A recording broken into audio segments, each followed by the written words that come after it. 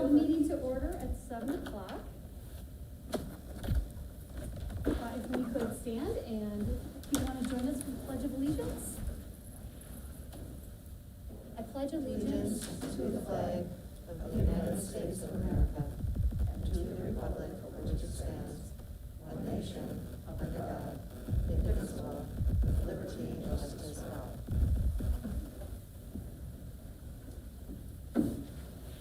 Welcome tonight to those here in the audience and anybody who might be joining us online. I'm just going to put this down while we're speaking so you can hear us. We're going to start with agenda approval. I know of one small change to the agenda. On the list of policies that we are approving tonight, you can draw a line through policy 202. That one was inadvertently left off of the first reading list when we did these. So we will skip that tonight and we'll come back to that one. But we won't be doing that one tonight because we didn't address it in the first reading. So just that small change. Anybody else have any changes to the agenda they know about? All right, can I get a motion to approve the agenda with that one change? So moved. Motion by Easter. Second. Excuse me, second by Forsberg. Any discussion? Okay, all those in favor, please say aye. Aye. All those opposed? All right, motion passes. Moving on to some future events, please check the district calendar and resource guide or the district website for a complete list of monthly events. Friday, March 12th, no school for students and a staff professional workday.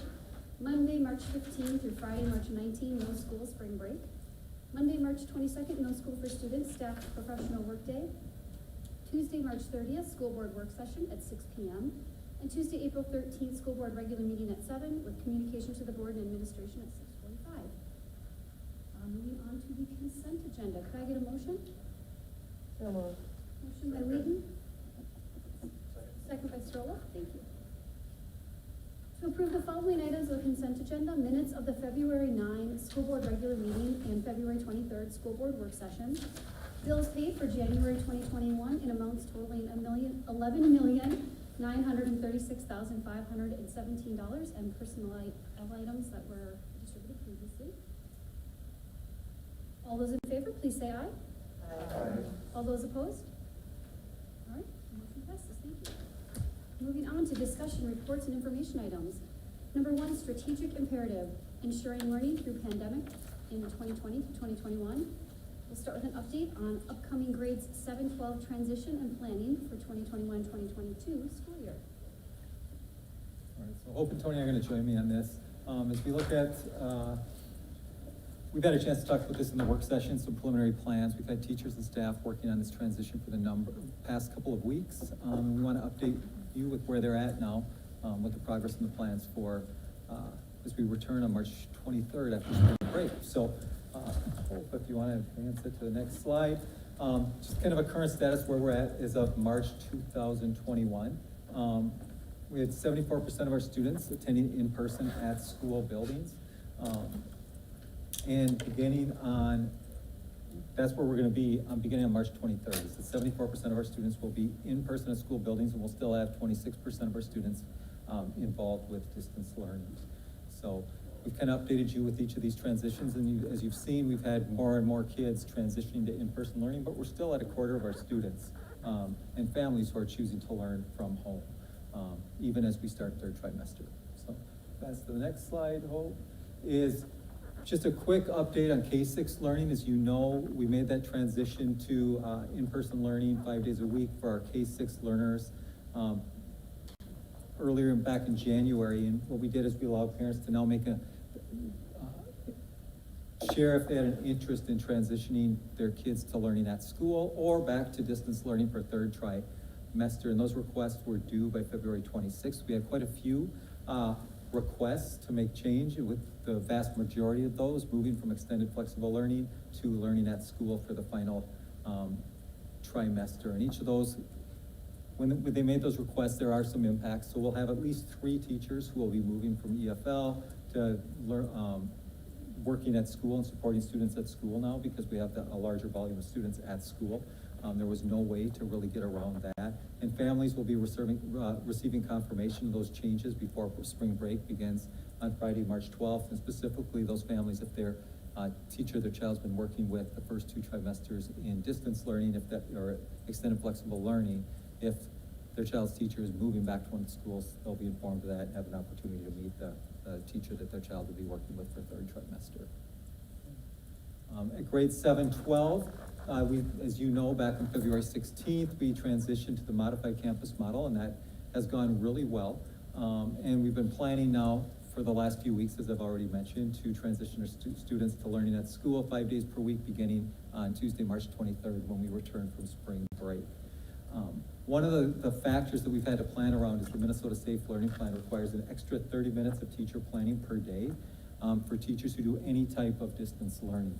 And we're fortunate in that at 7th and 8th grade, we don't have any of our teachers that are working with kids in both distance learning and at school. They're one or the other. Similarly, the vast majority of our 9th and 10th grade, well, all of our 9th and 10th grade core teachers in the 4 core areas of language arts, math, science, and social studies are also we've been able to have that, so they don't have that challenge of both. But there's quite a few. Once you get to the junior and senior level, that was very difficult to be able to make that work. So we do have to be able to provide an opportunity for teachers to have that additional prep time, and it's important so they're able to really meet the needs of those kids. So but that is a challenge. So that's one of the things that we've had a team of teachers working on the past couple of weeks, and then they've been cycling back and getting input from the rest of the staff as they've brought more and more detail to that plan. So I think they've got a pretty good plan that they've worked through, and I'll have Hope update you on that here in the next couple of slides. All right, thanks, Jeff. Okay, so we'll start with Westwood. When grades 7 and 8 return to in-person learning on March 23rd, it will have many similarities to the modified campus learning model with all the kids present. Is that very loud? Sorry. No, it's fine. Okay, all right. We just haven't heard one in so long. I know. All right, so students will have a block of time dedicated to learning experiences in those core content areas, including English language arts, math, social studies, and science. The core block also includes a grade 7-8 version of what we hear at elementary, that what I need time, or what they call Panther time. During that time, students might get extra support. They might work on extending their learning. They might revisit learning for which they maybe got a not yet, and have additional time to demonstrate their learning in various ways. Panther time support will be available either from a core content teacher or a support staff. And then finally, lunch and recess is included within that core block. Electives also occur in a block. For grade 7, that block happens in the morning, and for grade 8 in the afternoon. Students will have 2 of their 4 electives on day 1, and the other 2 of their 4 electives on day 2 for an hour. For students who have everyday electives, those will run then on both day 1 and day 2. That's very similar to prior years, what we called at Westwood the 8A B-Day schedule, but now A and B has different meaning this year, so we're day 1, day 2 for that, all right? When we transition to the high school, our Spring Lake Park High School students will also transition back March 23rd. And during that first week, students will be at school from 8:10 to 2:55 each day, similar to past years. During this first week, the first 30 minutes of the day will be acclimating back to routines, reviewing health and safety, and reviewing some review of what it's like to do school at school all day. And the rest of the day then will follow the 6-period schedule. Starting week 2 and beyond, high school students will start their days on Mondays, Tuesdays, Thursdays, and Fridays with an updated version of, if you remember from past years, SLP time, now called SLP support and extension time. Okay, if you recall from past years pre-COVID, students would have SLP time in the middle of the morning on Tuesdays and Thursdays. Now, starting back Tri-3, students will get this additional time needed for academic supports, course tutoring, learning, relearning, extending learning, from 8:10 to 8:40, Mondays, Tuesdays, Thursdays, Fridays. And the specific menu of supports and extensions will be available after break. At 8:45 then, first hour will begin, and students will follow the 6-period day for the remainder of the day. Starting week 2 and beyond, Wednesdays will look and sound a little different than they have in the past. Jeff just reviewed the requirement of the Safe Learning Plan to provide our teachers who are teaching students both at school and at home concurrently with some additional planning time. And the high school design team's creative response to meet that requirement is what we see here. Students will start their day at 8:10 on Wednesdays and will have 3 of their 6 courses in the morning for extended blocks of time. Well, I don't have the exact number of minutes, probably maybe around like that 70, 75, something so longer than what they would traditionally have in their 6-period day.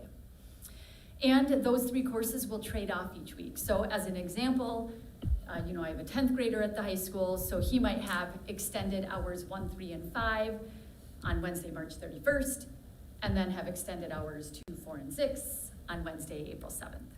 In the afternoons on Wednesdays, students will access programming for specific supports. The goal for Wednesday afternoons is also to get our high school clubs and activities rolling during Wednesday afternoon, so that's an option for students. This will also allow the required planning time for those identified teachers who need this. All right. I have one more bullet up there that I wanted to hit. All students will have access to that support and extension time in the morning on Monday, Tuesday, Thursday, Friday, and all students will have access to the Wednesday afternoon programming as transportation runs at regular times each day of the week. Students will be working with teachers, counselors, all of those adults that are part of their plan to determine what supports, extensions, any additional programming is necessary for them to go deeper in their learning. Students who self-transport, have transportation options, or walk, those students, after meeting with their teachers, if they don't have a specific need for the supports, extension, or additional programming, may end up leaving after the morning class sessions on Wednesday, but those determinations will be done in partnership with the adults that support them in their learning. Couple schedule exceptions at the high school that we just wanted people to know of off the bat. March 30th, the ACT for juniors has been in the works for over a year. It just so happens that it's a date that we don't have flexibility with, and that date just happens to fall week 2 when we're coming back to full in person. So we wanted to make sure this has been communicated, but make sure we have another chance to communicate. On March 30th, as we do each year on the ACT Administration Day, only juniors come to school that day to take the test. Students in 9th, 10th, and 12th grade will have an extended flexible learning or distance learning day on March 30th. On March 31st, this is our first Wednesday schedule, it's week 2, and hours 1, here Matthew says hours 1, 2, and 3 courses will have extended blocks in the morning, and afternoon programming will be available. In the morning, even though those courses are going on, all students are also invited and encouraged to take part in our first ever SLP only virtual Pathways Career Expo, which we've designed and are running in partnership with Anoka County and the Metro North Chamber of Commerce. The expo is from 9 to noon, so students can participate online from home if they are in EFL, or from school if they're there for their extended courses. If students want to participate during that morning session when they have class, it'll be treated what we normally do like as a field trip, although they're not going anywhere, but an excused absence because they're participating in that Pathways Career Expo during that time. And then just like a field trip, we'll make up the work that they missed that day, okay? Other schedule exceptions, we just put a placeholder in here because as we navigate required assessments as well as other nuances this spring, as we have been since a year ago, we may, if we have to make any adjustments to schedules, we just want to make sure we will let people know as soon as in advance that we have that, so that people are prepared ahead of time. Okay, with that, I'm going to turn it over to Tony. Thanks, Hope. So as we're preparing for 7 to 12 to return to full in-person, we wanted to provide you with a few health and safety updates as well. And I'll just start by saying the vast majority of our mitigation strategies that we had at the outset of the school year, they remain in place and in effect. Things like face masks, frequent hand washing, cleaning of surfaces will all continue unchanged. But there are a few updates that we wanted to provide. Physical distancing changes are probably the most significant. So we're going to continue to try to encourage 6 feet of physical distance between individuals. However, in situations where that's not feasible, it is permissible to have our students no less than 3 feet away from one another. So that's a pretty significant change. We're going to continue with assigned seats for the buses and in our classrooms, but we're also beginning to plan for eating lunch in the cafeterias at the secondary level, and there will also be assigned seats there. And then, as I mentioned to you before, we were able to get plexiglass barriers and face shields to all of our teachers, and those are optional additional mitigation strategies that they can use when they're working with students.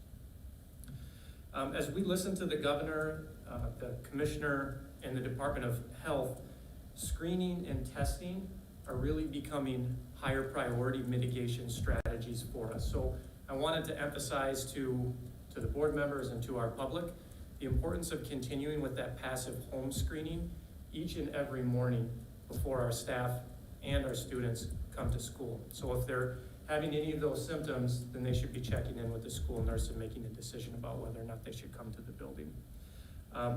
We're also strongly recommending participation in the free COVID testing that's available. Our staff have a bi-weekly opportunity to participate in free testing in each and every one of our sites. So far, participation has been averaging right around 100 staff members per week, per testing. I'd say that I'd like to see that a little bit higher, into the 200, 300, 400 staff per testing session range. We have caught a couple of asymptomatic COVID positives, and we're able to pull them offline.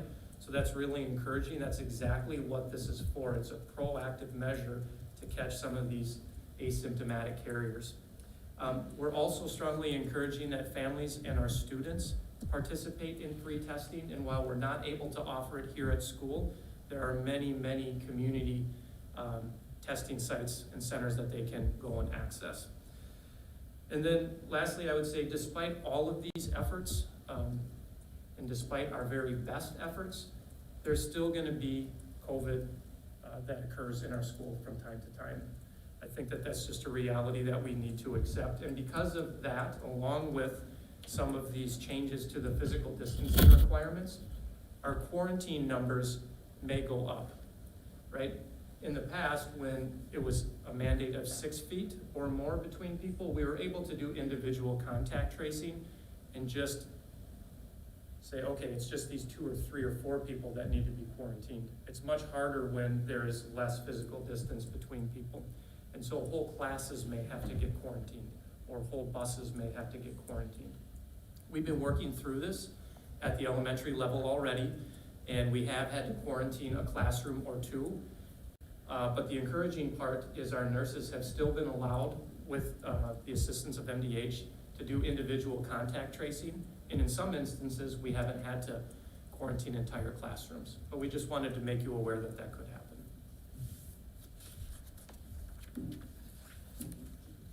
So vaccinations are another key factor in protecting our staff's health and safety, especially as we're moving much more to in-person services. And the vaccinations also support the continuity of learning for our students. And I'm super proud and excited to be able to share with you that over the last couple of weeks, we've been able to get almost all of our staff vaccinated. And we had kind of an outpouring of appreciation from our staff. You can see a tweet up here from one of our teachers, Seda Gansky, just expressing appreciation for the vaccination opportunity.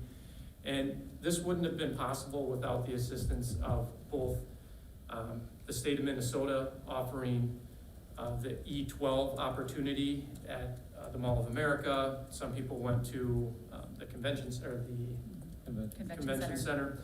Yep. But then we also partnered very well with Anoka County Public Health to offer now 2 larger scale opportunities for our staff. One was a couple of weeks ago at Fridley High School, and we have another one now upcoming at the Bunker Hills Archery Center this coming Thursday.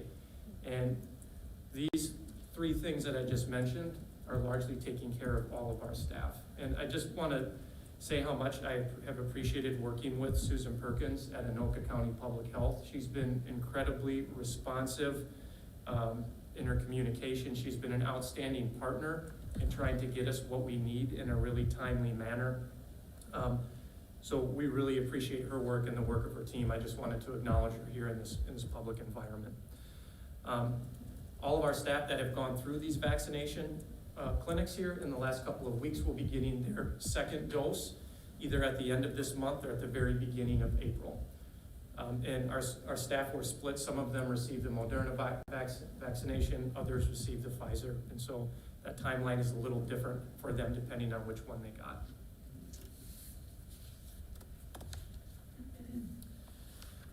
Well, and then we just wanted to give you an update on what we might expect from now until the end of the year. We're very hopeful. We're expecting that this is going to be the last learning model transition that we have to take our students or our families or our staff through this school year. So my fingers are crossed, but I think a lot of the signs point that might be the case. However, I want to caution folks that depending on the viral activity in our schools and in our communities, there may be a need to quarantine classrooms, as I mentioned before, or possibly entire schools. And the basis for making those decisions will be very similar to how we make those decisions just in a large or strong flu season. 5% of reported symptoms, student and staff absences with those symptoms is typically the threshold. That's when we would begin our consultation with Anoka County Public Health as well as their regional support team.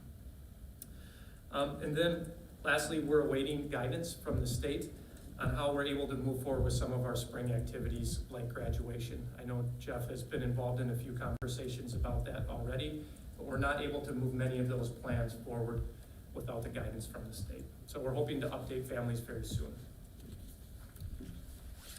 And then my last slide is just a quick plug for where families can get more information about our learning plans and how we're keeping our students and our staff safe. springlakeparkschools.org/plan2020. And then the final thing related to all of this is, obviously you've seen in the media that so many school districts have been impacted negatively through this pandemic with enrollment. And so I want to kind of talk about that and what that means for us. The good news is we have not been impacted in the same way that many of those headlines have had. So for example, I think our kindergarten enrollment was down 13 instead of some districts that's 100 or more, similar sized districts to us. So despite that, we're still really not taking anything for granted. So we've really taken a proactive stance as we're looking to this next school year with some of our designs and planning. And so we're really taking a personalized approach to kindergarten. I'll talk about that here on the next slide, but we're also reaching out to all the families that had different choices for this year to be able to, for their family to be able to navigate this past year, and then really looking at how we can work with them to meet the needs and interests of their families. So for kindergarten, and we've provided a little bit of update for you with this, is we're really taking a lot of outreach efforts to try to reach our families. And the good news is we're ahead of past years with where our enrollment is at for kindergarten for next fall. That doesn't mean that our enrollment will be higher than projected, but it's just good news that helps us with a lot in our planning to actually have the families enroll now instead of in August. But we've had a number of communication touch points. Our principals have had various opportunities to meet online with families. And as families are completing their kindergarten enrollment, we have parent educators who are reaching out to begin to get to really know those kids. And we've already had more than 80 families who have already started a learner profile for their kindergartner, where we're identifying what their strengths and their interests are. And I know I've even heard from some of our staff who have incoming kindergartners, and they said that they just couldn't believe that they got done going through the screening, and then to have this parent educator say, well, now I've started your profile, here's some of the things that we've learned about your child. And she was like, wow, that's so cool to already have that and know that. So it's kind of fun to see. Next is outreach to families who are not currently enrolled. So this is resident families who are not currently enrolled with us. So those families that were with us in the 2019-20 school year, but weren't with us in 2021, we're going to be, we've either reached out to them already or will be reaching out to those families just to invite a conversation. Our goal with those is to understand first if they're returning or not, because the sooner we know that, the better, so that we're appropriately staffing our buildings.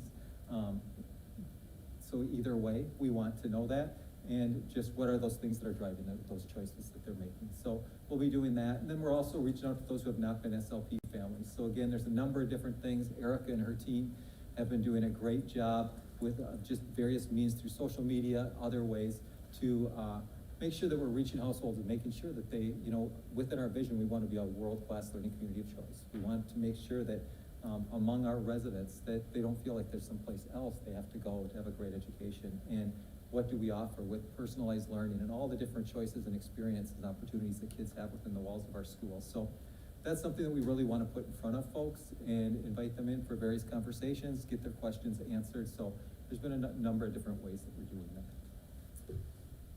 And then we're also looking to the future, and we've had a chance to update you on this. So we're going to be expanding our SLP schools online. So you can see, despite being back 5 days a week now for all of our K6 learners and our 7-12 learners here in just a couple of weeks, we still have a quarter of our families choosing distance learning and extended flexible learning. So there really is that growing demand. We've got a lot of interest, and we'll see if people follow through on it, but we do have various people designing for a K12. We've submitted to the state to have approval to run a K12 online learning program, and we believe that will be granted. So we are working to be able to provide a real, enriching learning experience for children and their families online. So that's going to be an option.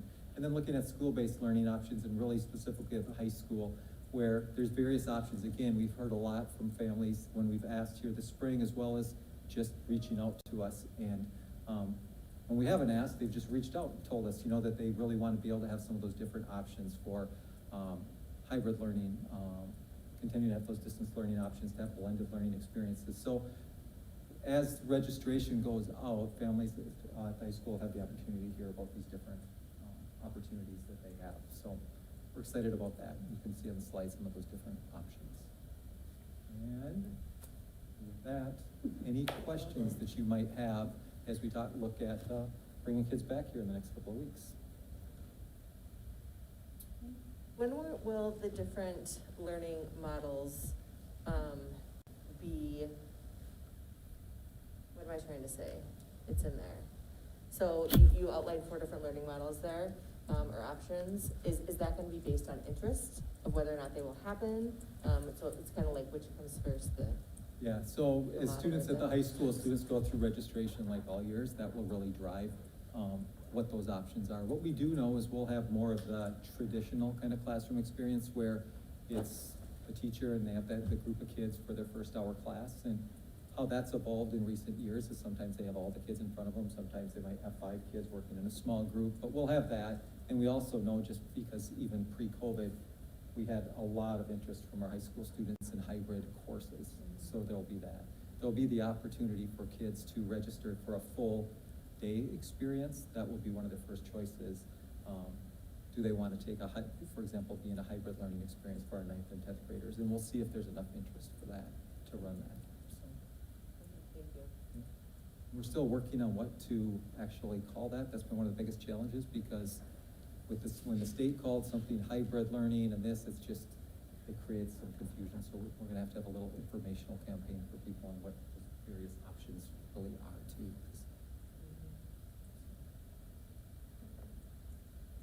Anybody else? Just a quick question. How will the schedule work for students who maybe take courses at one of our partner schools like Mountain View Consortium? For next year or this spring? This year, this spring. Yeah, so the course, the construction and solar energy that we have our students go to Mounds View for, and last year was the first year we did that, and this would have been the second year. That course was capped. It was canceled for the concurrent enrollment, just because of enrollment from both sides, and then the complexities of doing this when we thought everyone was home when we started this. And because that course is such a hands-on course, we actually didn't run that. And so those students, counselors met with them, and they were to choose another option. So that, now we do have our partner courses with Mounds View students, Mounds View and Irondale High School students coming here for OEC.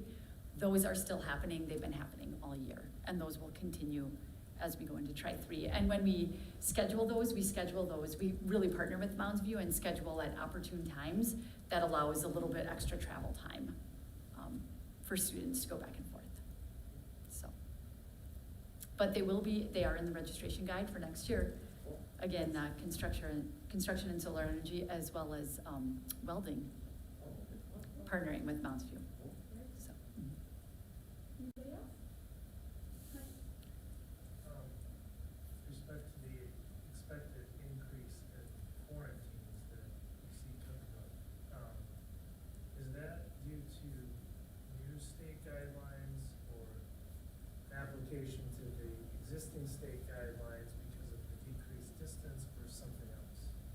I'll just speak to that. That's been something that the Department of Health has simply been telling us as school districts is to anticipate the possibility because of that decreased social distancing, and then just as you do contact tracing, it's more difficult to say that if there is a positive case, that's been limited to just a group of 3 or 4 kids because the disease is pushed to them. So. I mean, yeah, I mean, it would be more difficult, but I'm envisioning a parent or a kid who said that wasn't within, so, I mean, is there gonna be an attempt to determine whether or not Oh, yeah. they were within 6 feet? Because, or are they just gonna throw up their hands and say the whole class has to go because we don't know? No, You know what, that's where this does sign seating stuff. And Yeah. so the quick answer, I'll let Tony give you detail, but the quick answer is yes, that's something that we always take those steps. We do not want to have kids away from school if we don't have to.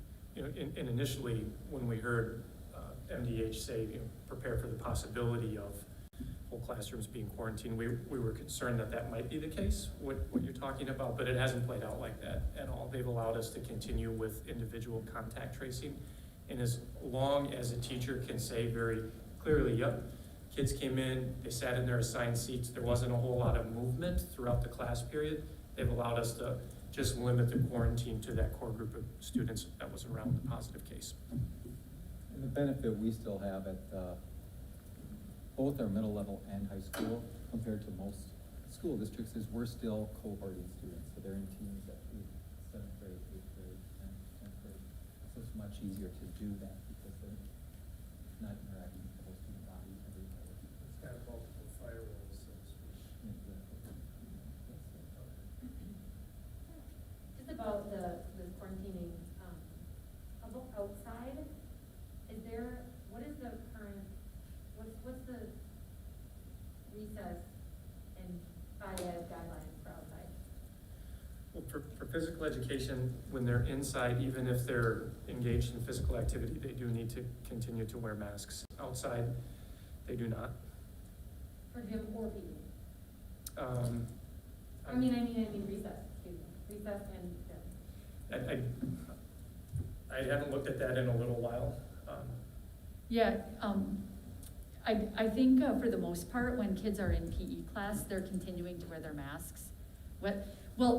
So it's required inside. We've mostly been inside due to weather. Now that the weather is getting nicer, for example, when I swung into Westwood at one point today, there were PE classes on the field for 7th and 8th grade, and all of the kids were masked. Okay. So, And recess they in recess, they aren't. So the last time I looked at it, Sarah, when I looked at the outside, there wasn't any mandate around it. So we didn't impose that on recess. Okay. It seemed like a discrepancy if they are wearing it during PE, but they're not during recess. Yeah. Anybody else? Oh, I'm sorry if you've already answered this since you said it, but you mentioned the K12 online learning program for next year that we're developing. I mean, do you see that being just next year or beyond next year? I think it depends on the parent, the family demand, the registration. So I think it's something that we would look at continuing into the future. We've had it at 912 for 10+ years. Yeah. So it's just going to be at K8. We've had the opportunity to talk with a woman who's run a very successful K5 elementary program who's interested in working with us on that because it's some of the personalized learning things that we can do, and she feels like it's a good fit. We're going to explore that because she brings a lot of background with her. And at the middle level, I think we found a lot of things that work well. Again, part of that is going to be working with those families and making sure that they know what they're getting into, if they want to support the child, so the child is successful. We do know kids can be highly successful, but not every child will be highly successful. So. Will that require any changes at the state level? So we've already submitted the request to the state to be able to offer a K12 online. So, but there is legislation being proposed to change that so that schools could just offer it. Offer options. Yeah, just offer those options without having to have a special approval. We just decided in case that legislation doesn't go, just be out in front of it and have that signal away. So we're one of a handful of districts that already have that approval for 912, so I don't anticipate it being a lot of problem because of the infrastructure we have in place at K8 compared to a lot of systems to be able to do that. For example, if you do one of the things you have to do is be able to provide a technology tool for those families, just like anything, so that they have that access. Not all school districts have it. But we don't know where that legislation is going. Hopefully they will, because the actual application is a little antiquated given where we're at as districts now. And then it was, these needs to be updated. We still submit it. Just real quick, I know things are changing, the CDC's come out with some new recommendations, and I know that Minnesota needs to look at that. But as far as schedule and the social distancing requirements, would that be set for the remainder of the year? We're not looking at whatever the state recommends, switching schedule or anything like that. I guess the reason I ask is because I'm looking for more, providing consistency for the students that are coming back, and not switching something, a month into it. Yeah, Sorry. like we said in the presentation, we're really hoping that this is the last learning model transition, but we've also been very good at talking a lot and thinking a lot about any updates to state level guidance. So sometimes the CDC comes out with recommendations, and then it takes a little while before MDH decides that they're gonna adopt them and how they're gonna adopt them. Once they do, we've been taking that within our district, talking about how we might implement it here. And so, yeah, we would continue to have those conversations. But as it relates to learning model, Yeah, as you know, I've had the benefit of being on that return to school working group, small group of superintendents, and in fact just met, and I'll talk about this in my superintendent update. I'll talk a little more about the meeting we had today. But the state, as they've updated the safe learning plan, it's not going to be the county case numbers and things like that that would drive any change to our models. They're not anticipating more restrictive things that they would do for schools at this point. The primary factor that will be driving anything that we do is going to be the guideline that we've had in the past related to the flu. So if 5% or more of the students have flu-like or COVID-like symptoms, then we might have to transition models and do some different things. But hopefully we don't get that. We haven't had a high number of cases among our kids.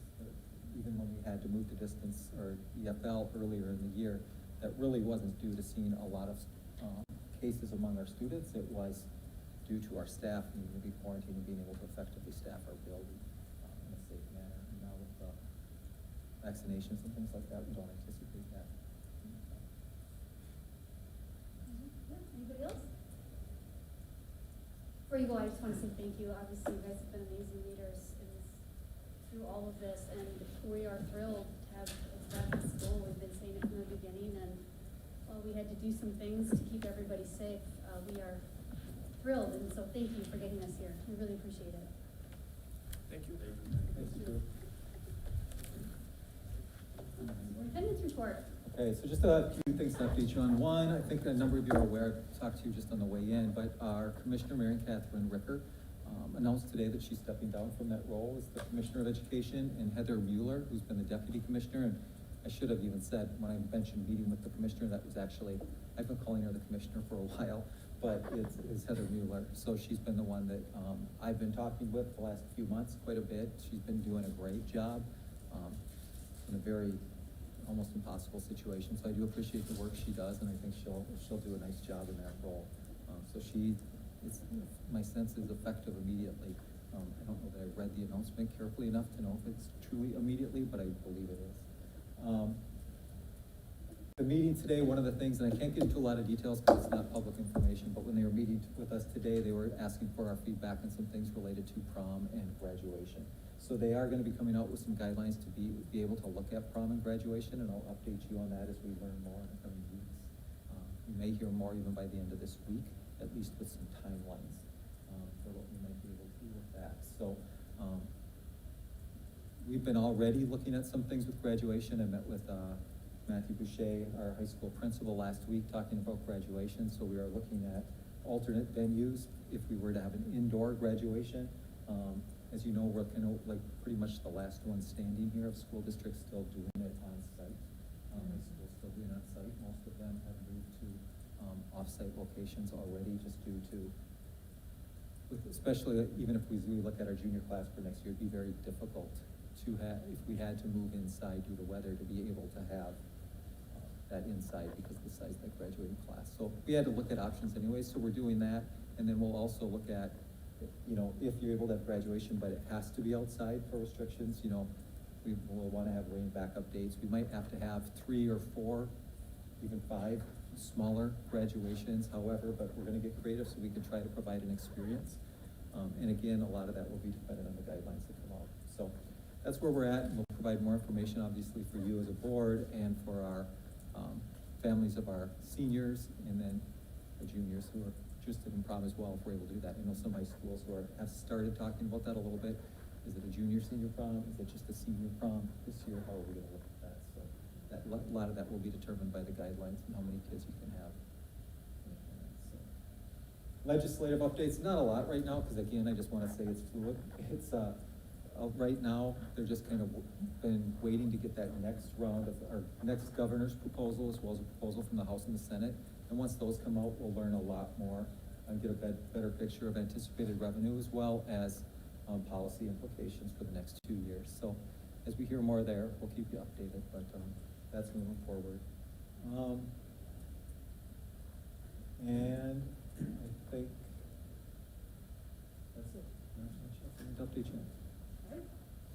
Do we have any other questions for Jeff? I thought Karen was raising her hand. I'm like, Karen? I'm sure she's got a lot. Right. Yeah. Does anybody else have questions for Jeff? Okay, moving on to action items. Number 1, approval of principal employees contract for the years 2020, 2022. Discussed this at our last meeting. Can I get a motion, please? Motion by Easter, Second. second by Wheaton, to approve the principal's employees contract for the years 2020 to 2022 as recommended by the administration. Any discussion on that? Okay. All those in favor, please say aye. Aye. All those opposed? All right, motion passes. Moving on to approval of unaffiliated in 1 and 2 employees' terms and conditions of employment for the years 2020 to 2022, another contract that we discussed at our last meeting. Can I get a motion? Motion by Strobel, second by Forsberg, I think I heard over there. To approve the unaffiliated 1 and 2 employees' terms and conditions of employment for the years 2020 to 2022 as recommended by the administration. Any discussion? All those in favor, please say aye. Aye. All those opposed? All right, motion passes. All right, moving on to second reading to adopt proposed policy changes. Tony and I discussed a little bit about the approach to this because there's a lot of them on the list tonight, I know. We talked about maybe just moving them all at once and discussing them all at once. I know we've already spent quite a bit of time discussing them, so if there's any last minute discussion people want to have, we can do that. And then we can just go through and vote on them each individually quickly if that works for everybody, because I know there's a lot of them. Does that work for everybody? Is that okay? Okay. get a motion to approve the adoption of the following policies and proposed changes? And they're listed here, and again, with the deletion of 202 from that list. So, Motion by Wheaton? Second by Easter. All right, any discussion? Are we gonna go individually? Or- I was thinking we would just, if it's all right, we would just sort of, if you have one you want to discuss, rather than going one by one and some of them won't require any discussion, so I thought maybe we could just sort of discuss them together, if that's all right? And then we can vote on them individually though. Okay, I mean, there's two that I was wanting to discuss, I mean, Sure. which would be 103 and 209.1, but Sure, if let's you go ahead. wanna, maybe, if there's any other discussion on any of them, we can maybe get that out of the way. Sure, does anybody else have anything they want to, any other discussion on those items for second reading tonight? Michael, go ahead. So, yeah, I'll make this short since we had a very lengthy discussion at our work session, at our last work session about many of these. On 103, which,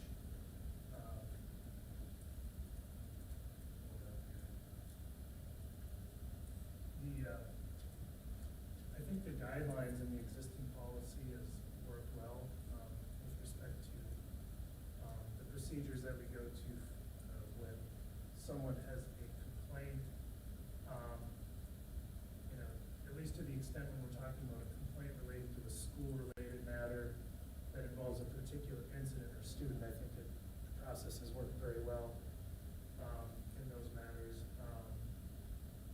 You know, I do question the precise applicability of these guidelines on a school-related matter, which is the language in the existing policy, that is not related to a particular student or incident, but has, you know, is more of a broad concern, perhaps district-wide, but that's not what the proposed changes are, so that's just an aside. As to the revisions proposed today, I like the existing policy better than the policy with the proposed additions. Adding questions and concerns to complaints, and I know we put complaint back in after the work session, but adding questions and concerns that would require, you know, to go through those guidelines, that guideline process, I think, in my view, broadens the policy too far. And, you know, in my role as a school board member, I routinely invite parents and community members to reach out to me with questions and concerns. So I think adding these words gives way to at least a colorable reading or interpretation of the policy, that by doing that, you're arguably inviting a violation of the policy when you ask parents and community members to reach out to you with any questions and concerns. To be clear, I don't believe that was the intent of these revisions, and I'm not questioning anybody's intent. And I do acknowledge there are other interpretations, even with these revisions in there. But like I said, for me, I think it just broadens the policy too much and could become a disincentive for meaningful communication in some incidences between the public and their elected officials. So for that, I plan on voting no when we get to the action item. Sure, and just to clarify for those of us who wanted to add those in, again, this isn't it's not a policy for parents or the community to follow. They are welcome to talk to you about anything that they want to talk to you about. It's more of a policy for how we as board members, once those issues come to us, how we help parents and the community address those issues. So that's why we wanted to make it a little more broad, so that we had a process in place to help ourselves and help community members just sort of work through addressing those issues, so. Yeah, and thanks for that clarification. Yeah, the policy's not directed at the parent or community member, you're right.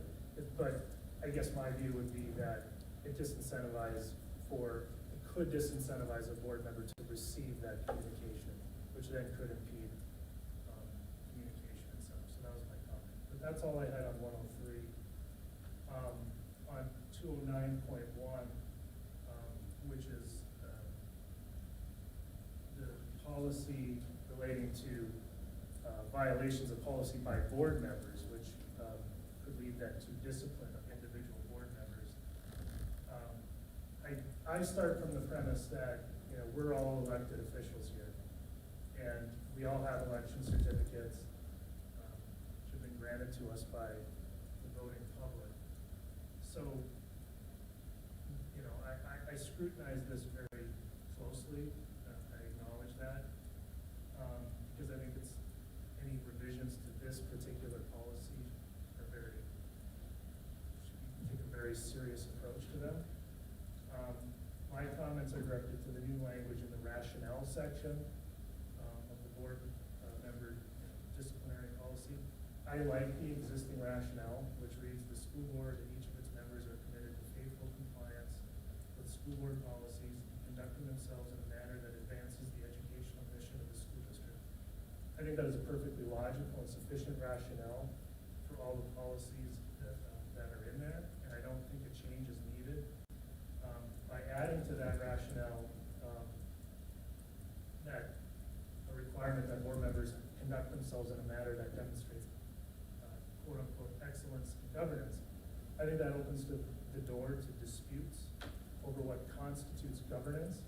And while I think what constitutes governance versus management is a debate that's acceptable, even very healthy, I don't think it belongs in the context of our policy regarding disciplinary matters against board members.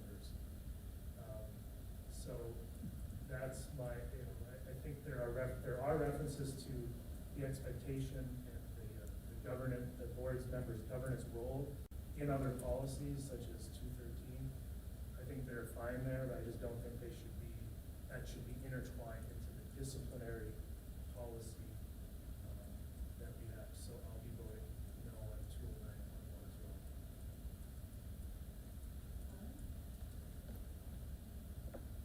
Anybody else?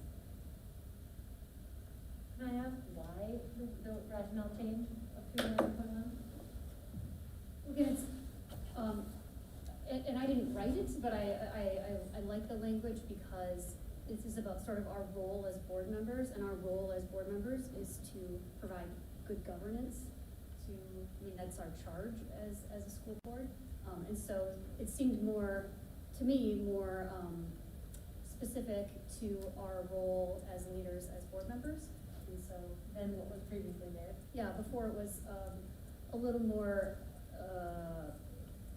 widely applicable to anybody in any sort of a leadership position in the district, and this was specific to our role as board members, which is why this is as our. Anybody else?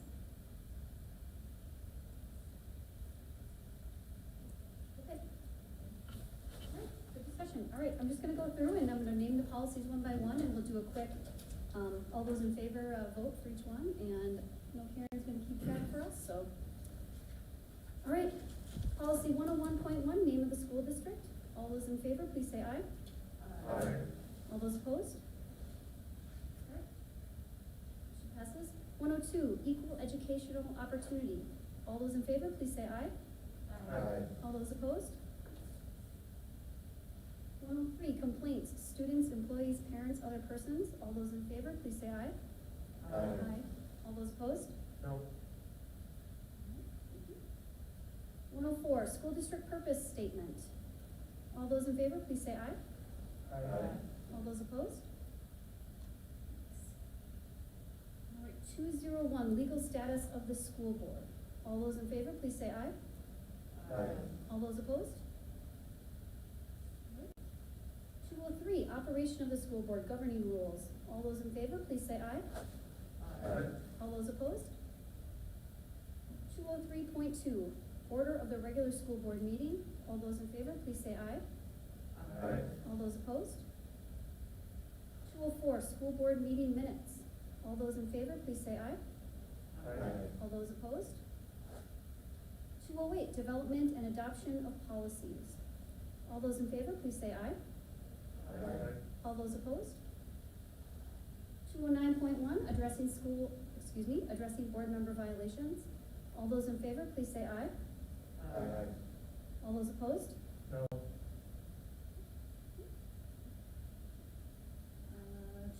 conflict of interest. All those in favor, please say aye. Aye. All those opposed? 213, school board committees. All those in favor, please say aye. Aye. All those opposed? And finally, 214, out-of-state travel by school board members. All those in favor, please say aye. All those opposed? All right, thank you. All right. Number 4, moving on to first reading of district policy to initiate review. We're gonna get a motion here, and again, this motion is just to initiate the review, and we can discuss the policy if you have any questions or comments at our next work session, and then we would do the second reading at our next regular meeting. Does that make sense? All right. Can I get a motion to initiate the first reading of policy review for policy 306, Administrative Code of Ethics? Motion by Strobel. I think I heard a second from Forsberg over there. And Wheaton. All right. Any discussion?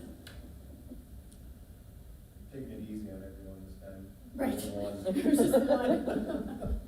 All those in favor, please say aye. Aye. All those opposed? All right, motion passes. All right, we are moving on to acknowledgement of gifts. Can I get a motion, please? Motion by Easters? Okay, I'll second. all right. Motion by Forsberg, second by Easter. To adopt the following resolution. Whereas School Board Policy 706 establishes guidelines for the acceptance of gifts to the district, and whereas Minnesota Statute 465.03 states that a school board may accept a gift of real or personal property by the adoption of a resolution approved by 2/3 of its members, therefore be it resolved that the School Board of Spring Lake Park Schools accepts with appreciation the gifts donated to the district and shown on the board in front of us here tonight.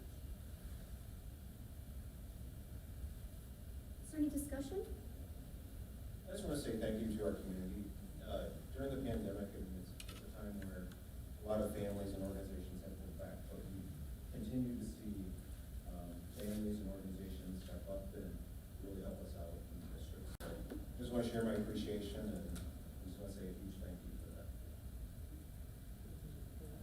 Can I, just because I forgot to mention it in my superintendent report, because this is our first public meeting since we had the gala, and some of you might be mentioning this as board members too, but while it's not up here because those donations that happened that night didn't come directly to the district, they go through the Panther Foundation, but it was pretty amazing to see the active participation by members throughout our community to support the district and the kids of our district. So a huge thanks. I'm not going to try to name all of them that were involved, but to Colleen Peterson here on staff, and then the work that she did, Erica and her team with helping to put together, helping put together all of the virtual experience that people had that night, but and then the many parents from the Panther Foundation members who pulled that together and let that work.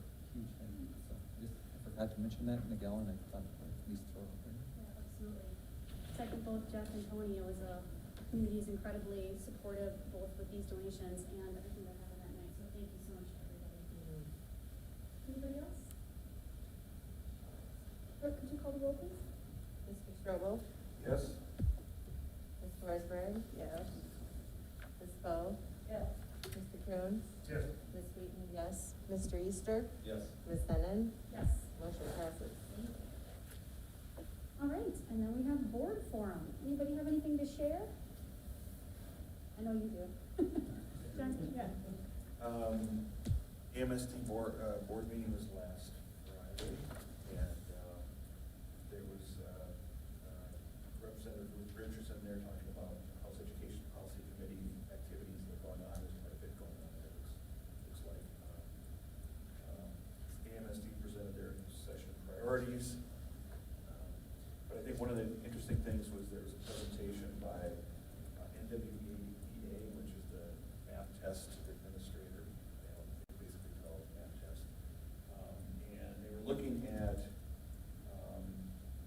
the impact of COVID on test results. And I think that their findings were somewhat interesting in that average scores for math were down, but reading was pretty consistent. So that even though everything showed progress, math showed less progress than typical. I think is what the gist of that was. And all that information is out on the AMSD website if you want to dig into that data. And they're still doing a lot of analysis of that data. They're going to be looking at state-specific results, so they don't have Minnesota results. These are national for everybody, every state that takes these tests. Can I add to that, John? I Yeah. thought one of the interesting points too, though, was that there were some schools, they were comparing 2019 results to 2020 results. And some schools, they only used the data for the schools that participated in both. So there were some schools who didn't participate in 2020. And those were, at least somewhat some schools who were struggling, and so, the results may have been a little bit skewed by that, but, yeah. I think, well, the other thing that might have skewed it too is there's a significant group of, racial ethnic groups that could be well underrepresented because they haven't taken the tests this year, or, so, it may have skewed Right. results somewhat as well. Yeah. But it was interesting, yeah, and it's online. So anyway, I just wanted to point that out. If there's anything else, anybody else was at AMSD that I missed that you want to highlight? My comment was that it didn't surprise me that it turned out that way because most parents know how to read, but not all parents know how to do how math is currently taught. That's a really good point. True. The woman said, parents say, I'm not good with numbers, but they never say I'm not good with letters.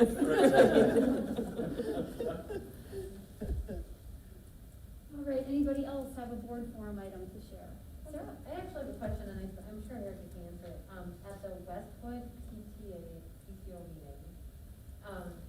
just a couple things were talked about, mostly, looking forward to the spring and hoping to do some sort of outdoor bounce house, fun sort of carnival thing, talked about going to like an indoor trampoline place or whatever, but just with a lot of restrictions, so just looking forward to doing something fun outside. But a really good point was brought up, is there gonna be, or maybe there is, and I didn't know how to answer this question, so I thought you probably can know, about, some sort of dashboard for the website, for the school that says how many positive cases there are, how many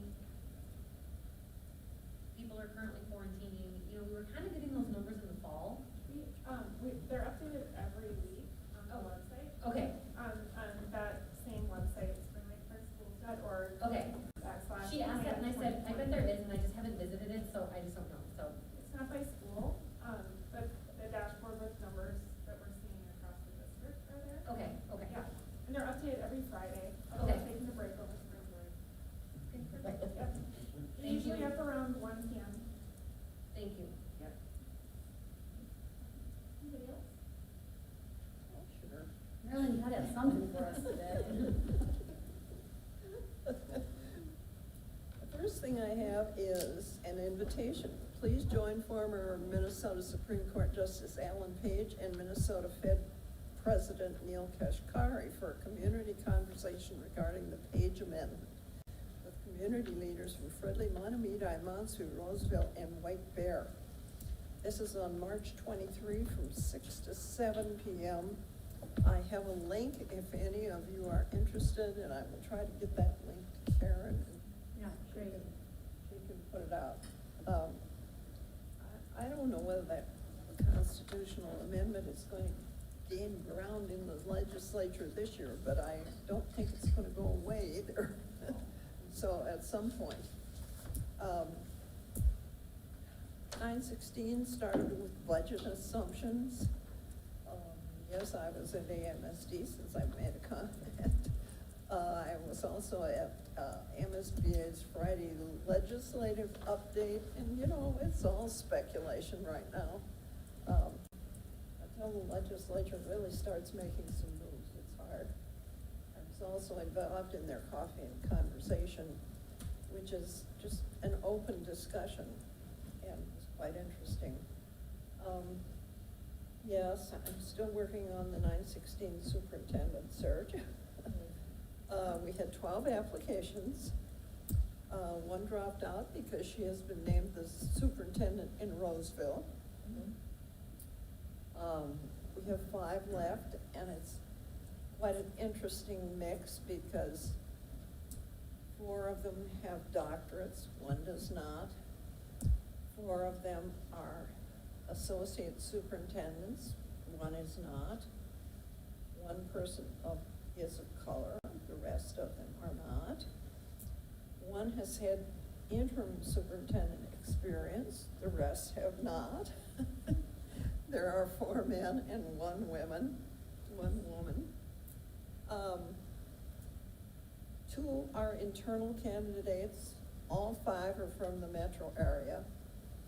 And sort of a unique thing, we are having 2 superintendents sit in. Christina Sario from North St. Paul and Wayne Kazmachek from White Bear Lake. And Dr. Ronneberg, I'm sorry you were not invited. However, those choices were made that if there was a person on the search committee that the superintendent from that district would not be invited, or if there was a candidate from that district, that superintendent would not be invited. So that narrowed it down a bit. You needed one more thing. Yeah, right. You look fresh. Superintendent Ronneberg talked a little bit about enrollment numbers. That's quite interesting to me because there are a number of organizations, I think it's MSBA, AMSD, and I'm not sure who else, assesses their dues with a flat number plus so many dollars per student. And those student numbers are down, so I don't know how that's going to affect those organizations. I looked at the 916 membership. 11 of the 14 districts are AMSD members. 3 are not, Centennial, St. Francis, and Forest Lake. But of those 11, AMSD has numbers online from proposed enrollment to actual enrollment, and in those 11 districts, the number is down about 2,000. So that's gonna make a significant impact on, so I don't know how they're gonna calculate it. It's about as mysterious as how we can calculate, numbers for our state aid, so. Just interesting. Yeah, another thing for the legislature to decide. All right, thank you, Marilyn. Anybody else? I'll just talk a little bit about, and I don't have any facts, and I don't think Colleen is here. I got to chat with her a little bit on Monday of last week, right after the event. We were sorting silent auction prizes, and she had some pretty impressive results of the number of, aside from the fact that there was $100,000. She had some pretty impressive results about the number of families that were engaged in the bidding process, much higher than when we held that actual live event. So I'm not gonna even try to guess what the difference between the two was, but it was interesting to see that you had much more participation from families who had not otherwise been involved, and it was kind of nice to have them have that opportunity. And plus the silent auction ended up making more than it usually does. So that was very cool. One thing that she did, I mean, the amount of work that Colleen puts into this every year, and formerly the gala this year, the Panthers for Person event committees, they put in so much work to it, and it's always a great event. But she did really like the silent auction, putting together the things, because she has to put them together. She has to bring them to the event. They pack them, then they bring them back. And so the fact that they were in bags, and we alphabetized them throughout the room, and then people just came and signed up for a place to pick up. That was one thing that was a little bit easier on them this year. I was thinking about the visuals. Right, There. right. But there was no lemon cake. No Yeah. lemon cake. Next year, Marilyn, next year. maybe. No bidding more at our table. Right. I was probably bidding against Amy, as it turns out. So was I. It was right? likely. All right, anybody else for board forum? All right, we are gonna move into closed session. For anyone who is watching online, thank you for joining us tonight. When we come out of our closed session, we are just going to adjourn, so we're not gonna come back to a live meeting. But again, thank you to everybody for joining us. Thank you for joining us, and we can cheer for everybody here. But could I get a motion to move into closed session to discuss purchase of property? So moved. Motion by Easter, Second. second by Wheaton. Any discussion? Okay, all those in favor, please say aye.